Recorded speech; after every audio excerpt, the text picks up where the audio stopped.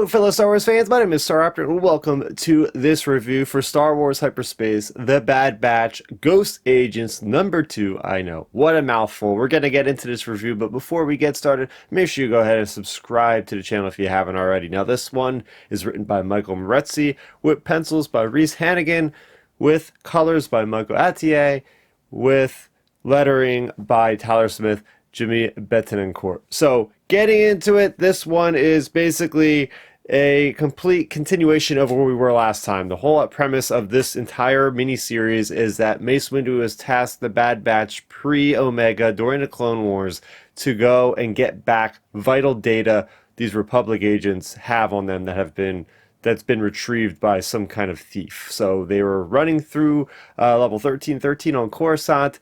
Their quarry had gotten away, and because they were at the Pykes, they found out they were going to none other than Kessel. So that's where we pick up on the Marauder. We have Tech, we have Wrecker, we have Hunter, and we have Crosshair. They're all on the Marauder, going through that nebula, all that turbulence around Kessel, making the Kessel run essentially.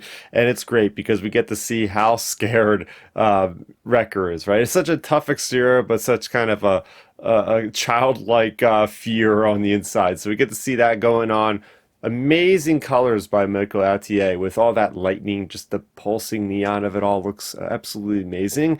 So they make it to Kessel, they find their masked thief, and they realize that this masked thief is going to be transported very soon off of Kessel thanks to the Pykes. So they have an urgent mission on their hands. They got to get to this person. They got to get this information back before it can dismantle the entire Republic spy network. So they go and find out soon enough that this character is heavily guarded. They're not going to be able to go in guns blazing, which I love because just like the first issue, there's a lot of espionage and a lot of spycraft going on with these characters that are known to go in guns blazing. So here we are. They're going stealthily in, trying to disrupt this spice container, which is kind of cool, and that leads them into a quick chase. And Embo, the bounty hunter, is also after the same quarry, so it's a race against time, not only for the quarry to leave, but also for Embo to catch them before they can get to this character.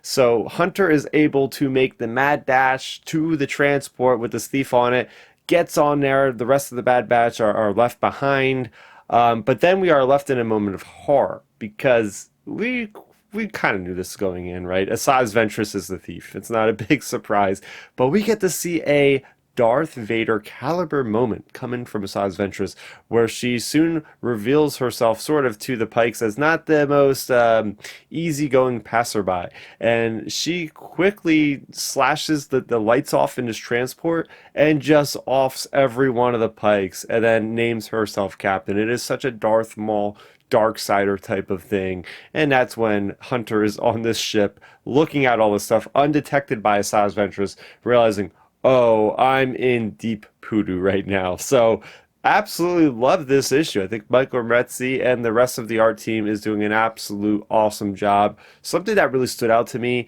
is Comic Craft's letters for Tyler Smith and Jimmy Betancourt. Now, what was really memorable about this lettering is, first and foremost, I've never seen this done in a Star Wars comic, but I love how they have the speech bubbles with an icon of the helmet to that specific Bad Batch member, especially when they're talking off screen. It's a great way to keep us up to speed on who exactly is talking. But not only that, there's very creative work done with the speech bubbles, with the thought bubbles and whatnot of, okay, you're having the lettering kind of extruded out laterally in a way that's transformed across the page. Something with Wrecker going, ah, and then you see that speech bubble, the lettering go above vertically. Like, there's really cool stuff that really stood out to me. I mean, just like the engine work of the Marauder, just you could see this is like a Saturday morning matinee or cartoon thing going on, and it's just really fun and vibrant. And the artwork, everybody came together on this one. Absolutely loved it. What do you guys think of the Bad Batch Ghost Agents issue number 2? Are you going to pick this one up? Make sure you go ahead and subscribe to the channel if you haven't already. That's the easiest way to stay up to speed on my weekly comic book Star Wars reviews. Well, that's going to do it for me, Star Raptor. Until next time, may the Force be with you always. Have a good one.